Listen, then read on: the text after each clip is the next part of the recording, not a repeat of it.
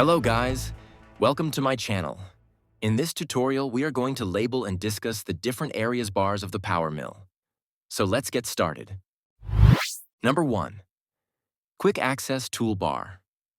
Quick Access Toolbar is a shortcut bar which enables you to get a quick access of frequently used commands. Number 2. Ribbon. It is a collection of tabs and panels that organize PowerMill's features. Number 3.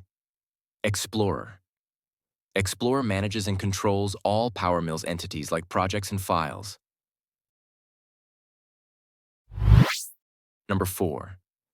Graphic Window. It is the main working area where you see your designs. Number 5. View Cube. It's a tool that helps you rotate and orient your design in the graphic window. Number 6. View Toolbar. It's a bar that lets you quickly change views and shading options.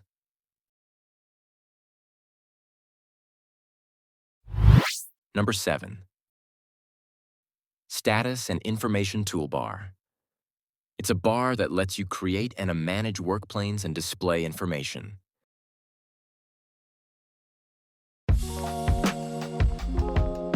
If you are new to this channel, please subscribe.